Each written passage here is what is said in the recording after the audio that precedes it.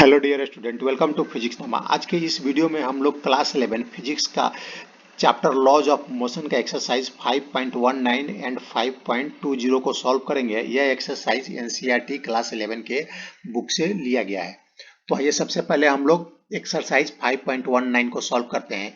A cell of mass 0.02 kg is fired by a gun of mass 100 kg. If the muzzle speed of the shell is 80 meter per second, what is the required speed of the gun? तो इसमें हमसे पूछा गया है कि एक gun से cell को फायर करते हैं तो जो सेल का मजल का जो स्पीड है वह 80 मीटर पर सेकेंड है। और तो हमें मालूम करना है कि जो गन है पीछे की तरफ जो उसका वेलोसिटी होगा, यानी रिक्वायर्ड स्पीड जो होगा, हम जब भी गन को फायर करते हैं तो उससे बुलेट आगे की तरफ निकलता है और गन पीछे की तरफ मूव करता है। तो जो पीछे की तरफ जो गन मूव करता है उसको रिक्वायर्ड स्पीड बोलेंगे। तो वो रिक्वायर्ड स्पीड हमें निकालना है। जैसे एक गन को फायर करते हैं तो बुलेट आगे की तरफ जा रहा है, लेकिन उसी समय एक गन भी पीछे की तरफ मूव कर रहा है। तो जो मूव कर रहा है तो इसका स्पीड हमें निकालना है, यानी पीछे की तरफ जो गन मूव कर रहा है उसका स्पीड निकालना है। तो ये इसको हम कैसे निकालेंगे? तो यहाँ पर हम law of conservation of linear momentum को यूटिलाइज करेंगे। क्यों?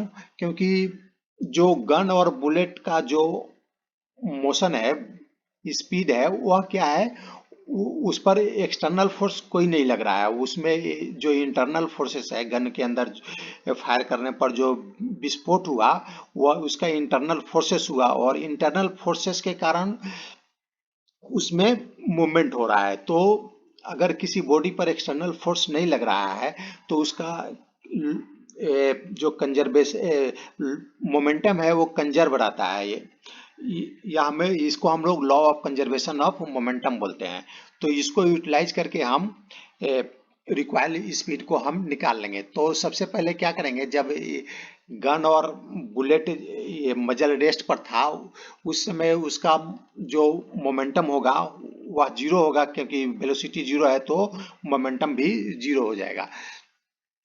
तो उसको पहले का हो गया मोमेंटम और फिर बाद का मोमेंटम निकाल लेंगे। तो दोनों मोमेंटम कंजर्व है, तो यानी पहले वाला जो मोमेंटम होगा वह इक्वल टू बाद के मोमेंटम, फायर करने के बाद का मोमेंटम के इक्वल होगा।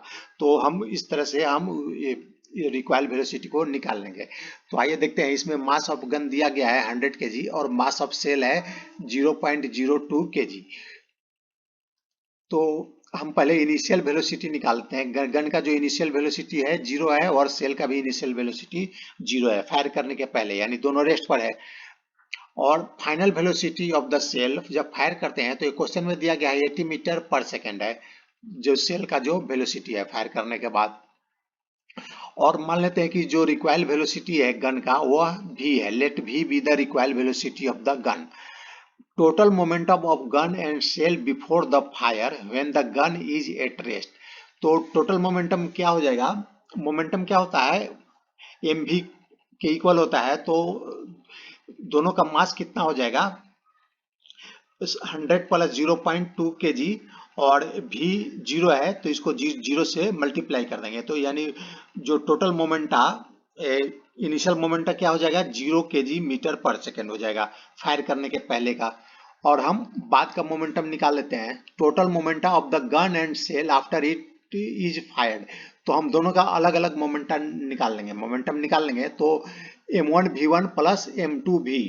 m1 जो मजल का वेलोसिटी है, मास है, मजल का मास, और वेलोसिटी v1 मजल का वेलोसिटी है, और m2 गन का मास है, और v जो गन है उसका वेलोसिटी है। तो इसमें पुटअप करते हैं तो 0.02 kg multiply 80 metre per second v1 जो स्पीड दिया गया है हमें, मजल का स्पीड हो गया, प्लस 100 kg m2 मास हो गया गन का, और भी वेलोसिटी हम लोगों ने माना है कि उसका वेलोसिटी भी है। तो ये हो जाएगा 1.6 प्लस 100 भी kg मीटर पर सेकेंड।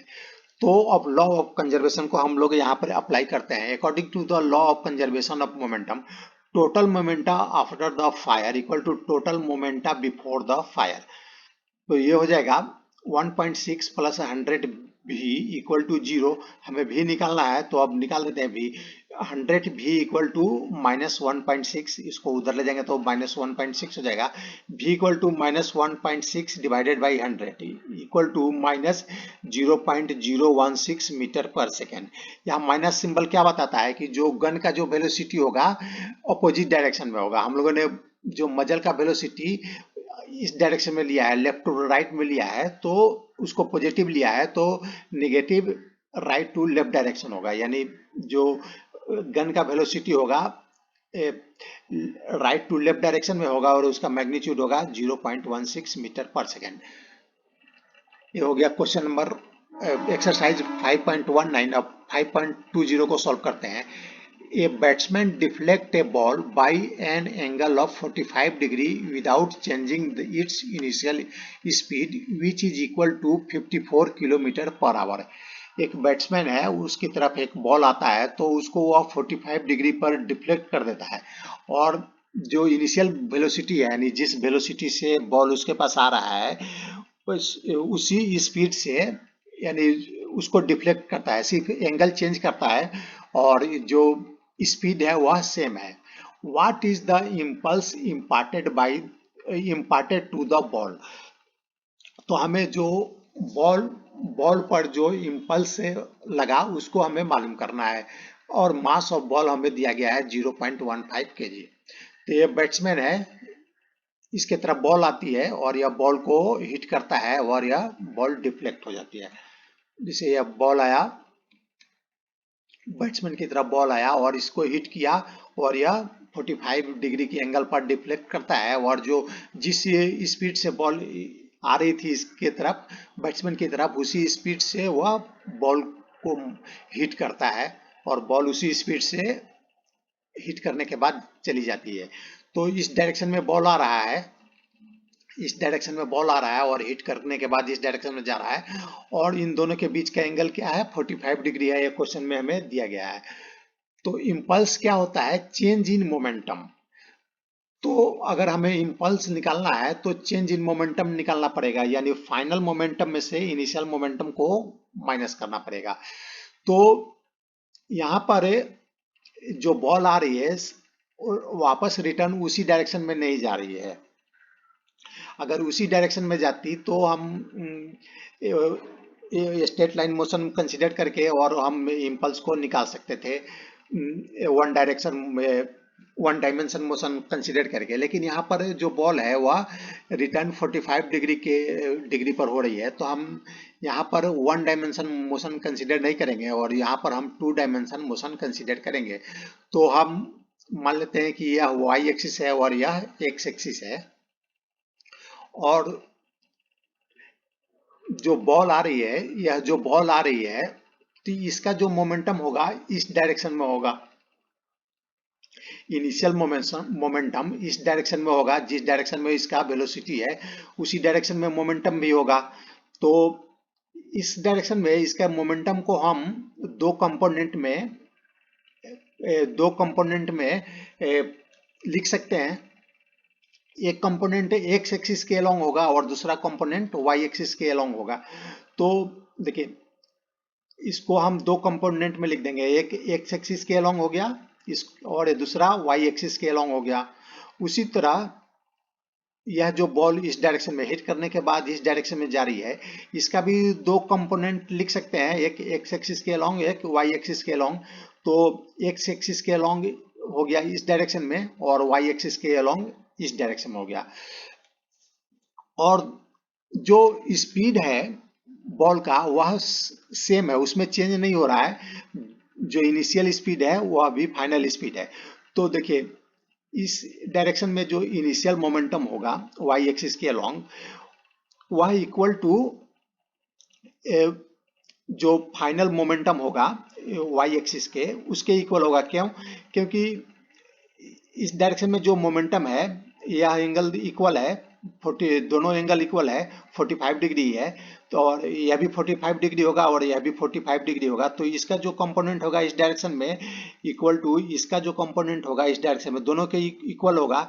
तब देखिए जो इनिशियल मोमेंटम है और फाइनल मोमेंटम है, दोनों सेम है, दोनों सेम है, तो चेंज इन मोमेंटम क्या हो गया, जीरो हो गया। फाइनल मोमेंटम में से इनिशियल मोमेंटम को माइनस करेंगे तो वह जीरो हो जाएगा।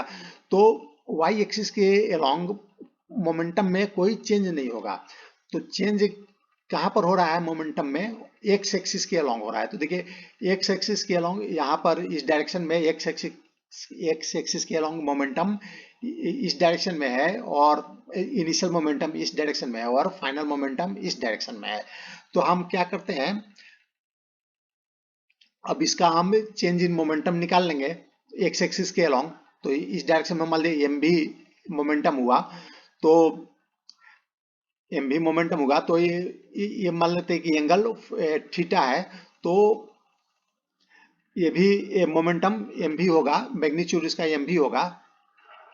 तो इस डायरेक्शन में मोमेंटम कितना होगा, एम भी कॉस थीटा, ये वाला एंगल मान लेते हैं कि थीटा है, तो ये क्या हो जाएगा minus m v cos theta. और इस डायरेक्शन में क्या होगा, एम भी कॉस थीटा। इस डायरेक्शन को हम पॉजिटिव लेंगे और इस डायरेक्शन को नेगेटिव ले रहे हैं, तो इस डायरेक्शन में जो ये मोमेंटम होगा एम भी कॉस थीटा, यानी इनिशियल मोमेंटम एक्स एक्सिस के along m v cos theta होगा, और एक्स एक्सिस के अलोंग फाइनल मोमेंटम होगा minus m v cos theta. Impulse imparted to the ball in x axis हो जाएगा, impulse I equal to m v cos theta, final momentum हो गया m v cos theta, minus initial momentum क्या हो गया, minus m v cos theta. तो ये हो गया, क्या हो गया, 2mv कॉस थीटा। अब इसको हम सॉल्व कर देंगे, तो 2 और m हमें दिया गया है 0.15 kg, और v हमें मालूम है क्वेश्चन में दिया गया है 54 किलोमीटर पर आवर। तो इसको हम मीटर पर सेकंड में कन्वर्ट कर देंगे। तो किलोमीटर पर आवर को मीटर पर सेकंड में कन्वर्ट करने के लिए हम 5/18 से मल्टीप्लाई कर देते हैं। तो ये 5/18 हो गया, मल्टीप्लाई कॉस 22.5 डिग्री। ये एंगल 45 डिग्री है, यहाँ से यहाँ 45 डिग्री है, तो इसका आधा हाफ हो जाएगा 22.5 डिग्री, क्योंकि ये यह दोनों यह जो है एक्स एक्सिस, ये दोनों ये जो एंगल है उसको डिवाइड कर रहा है। तो ये हो गया 0.3 मल्टीप्लाई 15 मल्टीप्लाई 0.9239, ये कॉस 22.5 डिग्री का वैल्यू हो गया 0.9239। तो इसको हम सॉल्व करेंगे तो इम्पल्स हो जाएगा I equal to 4.16 kg metre per second. तो हम देख रहे हैं कि जो इम्पल्स है सिर्फ एक्स एक्सिस के अलोंग ही है। तो आज का यह वीडियो समाप्त हुआ। Thanks for watching.